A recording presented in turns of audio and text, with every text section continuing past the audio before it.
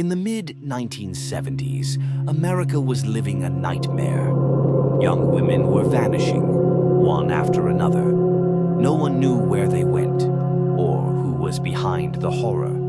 His name was Ted Bundy, a man who combined charm, intelligence, and pure evil.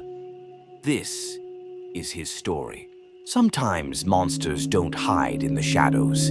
Sometimes they smile at you, shake your hand, and look perfectly normal. In the mid-1970s, America discovered this terrifying truth through the story of one man, a man whose charm was his weapon and whose smile hid a nightmare.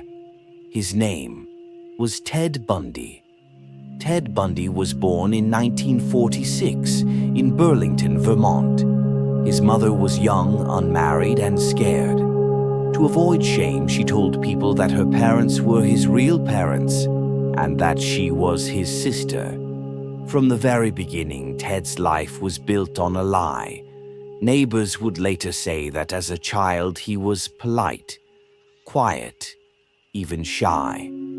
But there was something about his eyes, cold, distant, as if something inside him was missing.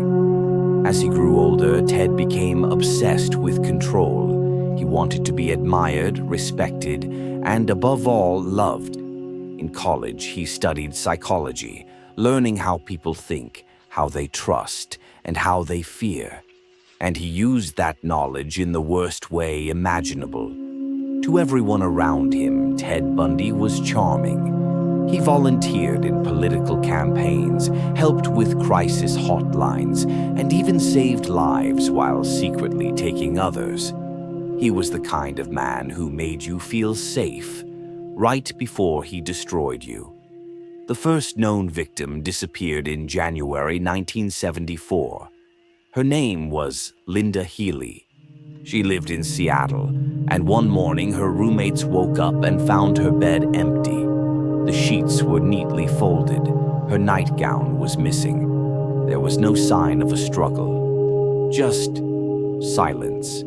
And that was how Ted Bundy began his reign of terror. Over the next few months, women began vanishing from college campuses across Washington state. Some were last seen helping a man with a cast on his arm, a man who called himself Ted. He would drop a pile of books, ask for help carrying them to his car, and once they reached the vehicle, a Volkswagen Beetle, they were never seen again. The police had no clues, no witnesses, only fear.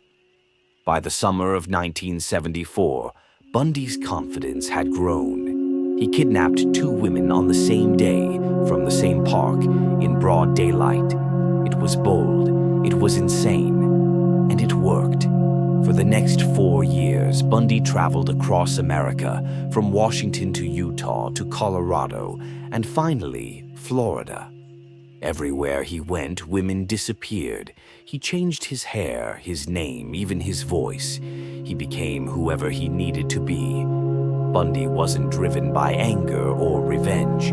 He was driven by possession. He once said, "When you work hard to do something right, you don't want to forget it." That something was murder. Investigators estimate he killed at least 30 women. But many believe the real number was far higher. Each victim had a story, a family, a life, all taken away by the man with the charming smile. In 1975, Bundy was finally arrested for a traffic violation in Utah. Inside his car, police found handcuffs, masks, and tools of restraint. Still, Ted smiled calmly, claiming it was all a misunderstanding. Even behind bars, he played the role of the innocent man. But when the evidence mounted, he did what only Ted Bundy could do. He escaped. Not once, but twice. The first escape lasted only a few days.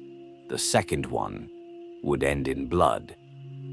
It was January 1978 in Tallahassee, Florida. Ted Bundy had broken into a sorority house, the Chi Omega House at Florida State University. What happened that night was beyond horror. Two young women were brutally murdered, and two others were left fighting for their lives. Bundy slipped away into the darkness, but the trail was finally closing in. A few weeks later, police stopped a stolen car. Inside sat Ted Bundy, smiling, calm, polite. He said, "I wish you had killed me." This time, he wasn't going anywhere. His trial became a national spectacle, the first to ever be televised in the United States. Millions watched as Ted Bundy acted as his own lawyer, questioning witnesses, smiling at the cameras, and charming the very people who feared him. The judge himself said, "It's a tragedy for this court to see such a talented young man waste his life this way." But the jury saw through the smile. They saw the monster behind the mask. On January 24th, 1989, after more than a decade of appeals, Ted Bundy was executed in the electric chair. Outside the prison, crowds cheered.